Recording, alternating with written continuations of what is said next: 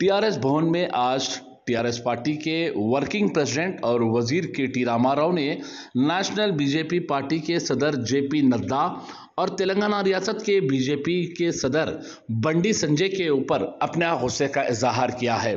KTR ने बातचीत करते हुए बताया है कि नेशनल प्रेसिडेंट बीजेपी नड्डा को चाहिए कि वो हिंदुस्तान में जो किसानों पर जुल्म हो रहा है उस चीज़ की फिक्र करे।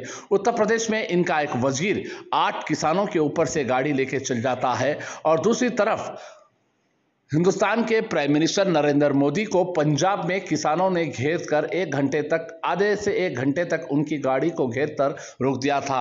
उस बारे में बात नहीं कर खाली तेलंगाना रियासत में आकर गैर जरूरी तेलंगाना रियासत की हुकूमत पर बेबुनियाद इल्ज़ामात लगा रहे केटीआर ने इल्ज़ाम लगाया है।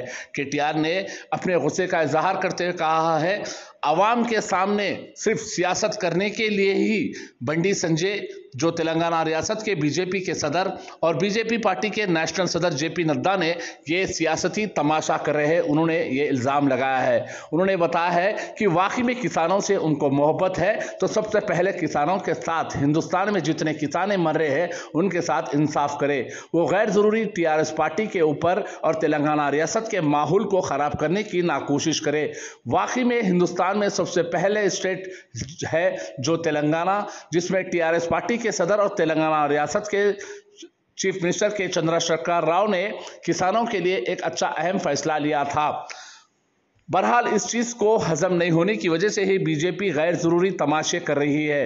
उन्होंने बताया है कि सबसे पहले हिंदुस्तान में जितने किसान मर रहे हैं और जितना किसानों पर जुल्म हो रहा है उस चीज़ को रोके।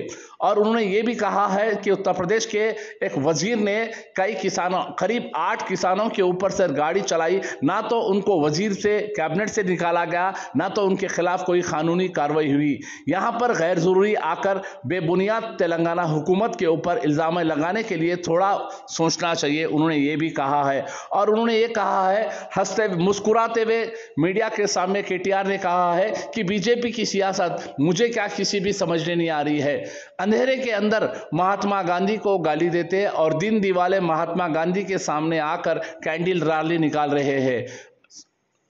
बीजेपी के नेशनल प्रेसिडेंट जेपी नड्डा और तेलंगाना रियासत के बीजेपी के सदर बंडी संजय को चाहिए कि वो आवाम की खिदमत करे, वाकई में किसान का साथ दे। गैर जरूरी टीआरएस हुकूमत पर और तेलंगाना रियासत के चीफ मिनिस्टर पर बेबुनियाद ना इल्ज़ाम लगाए। और उन्होंने ये कहा है कि बीजेपी के नेशनल सदर जेपी नड्डा ने कहा है कि तेलंगाना रियासत में खानदानी सियासत ही चल रही है, मगर केटीआर ने इस चीज़ को याद दिलाया है। जेपी नड्डा शायद भूल गए होंगे कि उनकी सास खुद ही उनके कैबिनेट में वजीर भी थी और एमपी थी। वो सबसे पहले अपने आप को देखकर दूसरे को निशाना लगाकर इल्ज़ाम लगाना अच्छी बात है।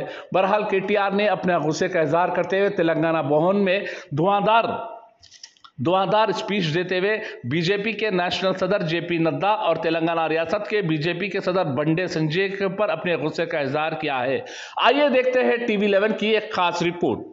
सबका साथ అటవండి, सबका साथ सबका विकास నేను అడుగుతున్నాయి దేశంలో ఎక్కడైనా చూపెడుతూ వికాస్ మీ దిక్కుమాలిన పాలనలో सबका साथ सबका विकास కాదు, सबका साथ सबका विनाश 7.5 ఏళ్లలో మీరు చేసింది ఏంటంటే सबको सत्यानाश सबको बर्बाद आपकी सरकार ने किया। ఎక్కడి నుంచి ఎక్కడ దాకా మీరు చేసింది కామన్ మ్యాన్ ఈ దేశంలో శోకం తప్ప ఏం మిగిలింది? కామన్ మ్యాన్ కు ఈ దేశంలో సామాన్యుడికి మీ ప్రభుత్వం వచ్చిన తర్వాత 50 రూపాయలు పెరిగింది పెట్రోల్ మీద, డీజిల్ మీద, ఒక్క పైసా ఇక్కడైనా లాభం జరిగిందా సామాన్యుడికి కామన్ మ్యాన్ కేమో శోకం, కార్పొరేట్లకేమో కనకాభిషేకం। కార్పొరేట్ లెవెల్లో నాకంటే బాగా మీకే తెలుసు ఎవరెవరు బాగుపడ్డారు, ఎవరెవరు పరారైనరు, వీళ్ళ గొప్ప పాలనలో ఏం ఉద్ధరించిండ్రు ఇవన్నీ కూడా మీకు తెలుసు బాగా। 7.5 ఏళ్ల పాలన గురించి అందరికీ తెలుసు।